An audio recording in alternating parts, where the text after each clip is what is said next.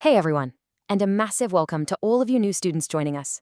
I am absolutely thrilled to be guiding you through this explainer today.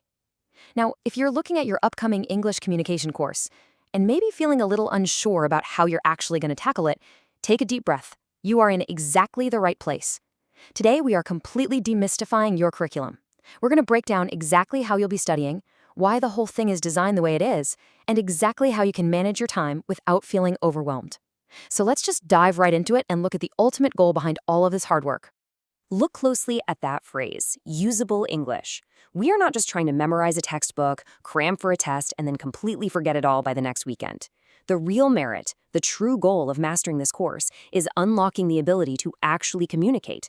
Imagine being able to read real-world articles, easily understand spoken English, and express your own thoughts with total accuracy. That is a massive advantage, right? And to reach that level of truly usable English, your course relies on a very specific, perfectly balanced 4-part system. So here's our roadmap. We've got 4 main pillars: class study, morning listening, assignments, and vocabulary.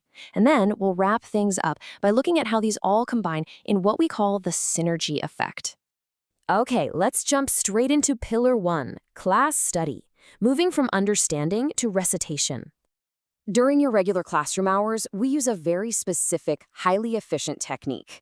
When you first look at a new English text, don't get bogged down in the tiny details right off the bat. Step 1 is simply grasping the main idea. Just get the big picture. Once your brain kind of understands the context, we move to step 2, which is checking the unknown grammar structures and vocabulary meanings to really deepen that understanding. And finally, step 3, recitation. Honestly, this is the absolute game changer. By reading aloud and reciting, you transition from just passively staring at a text to actively producing it. It's an incredible memorization technique because you're literally training your mouth and your brain to use these expressions in real time. But, the learning doesn't just magically stop when the bell rings.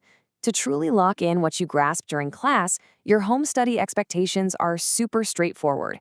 You need to complete a full translation of the text and tackle the associated practice exercises. Doing this at home is exactly what cements those classroom concepts firmly into your mind. Moving right along to pillar 2, morning listening. Time to train those ears. Now, morning study isn't just some busy work designed to wake you up. It is a dedicated, protected space to build your fundamental auditory skills. And this perfectly illustrates one of the absolute most important concepts of language learning: daily accumulation. Think about it. You literally cannot cram listening skills the night before a test.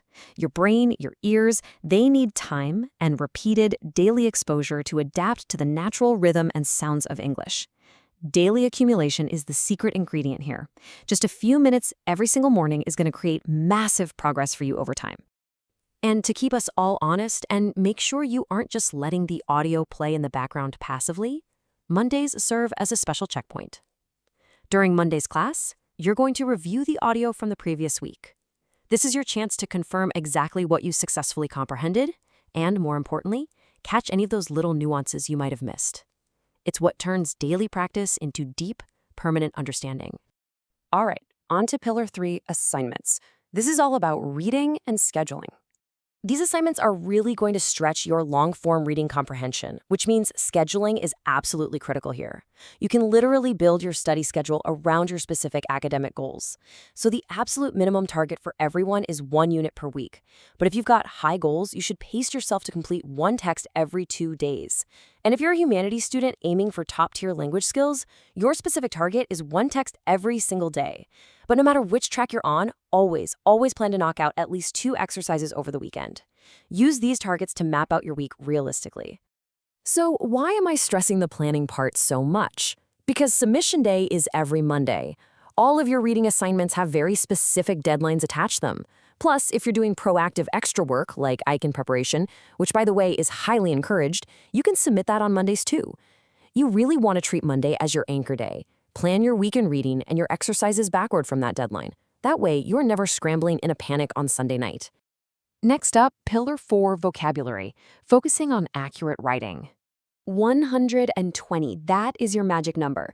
Every single Monday, you are going to be tested on approximately 120 words using your System English vocabulary book. This is literally the fundamental building block of your entire English ability. But listen, how you study these 120 words makes all the difference in the world. Here is the specific review technique you need for passing these vocabulary tests. Just knowing the Japanese meaning, yeah, that's not going to cut it.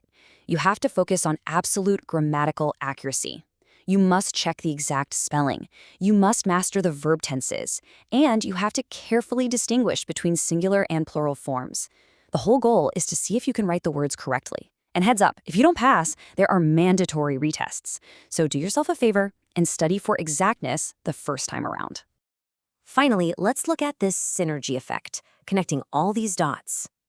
I know that right now, looking at textbook reading, morning listening, weekend assignments, and vocabulary tests, it might feel like a bunch of disconnected chores, but they are actually components of a single unified engine. It all starts right here. Step 1, you understand the core content and grammar in class. That is your rock-solid foundation. Building right on top of that foundation is Step 2, you train your ears with morning listening. The exact vocabulary and grammar you conceptually understood in class is now being activated through real-time auditory practice. You're actually hearing what you just learned. Then we stack on the third layer. Step 3, growing your reading skills through weekend assignments. Now you are seeing those exact same structures and words out in the wild, in new contexts, which completely reinforces your classwork and your listening through independent reading.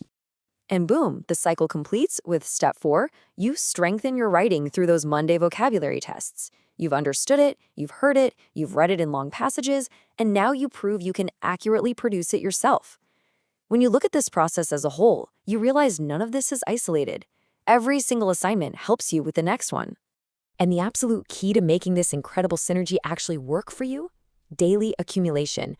Taking those small, consistent steps every single day. Look, you do not have to be perfect on day 1. You just have to be consistent.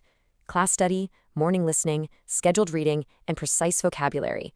They all feed into each other to build that truly usable, real-world English we talked about at the start. So as you begin this journey, I'll leave you with this one question to think about. How will you arrange your schedule tomorrow morning to start your own daily accumulation? Thank you so much for joining me on this explainer. Good luck with your studies, and I absolutely cannot wait to see your English skills soar.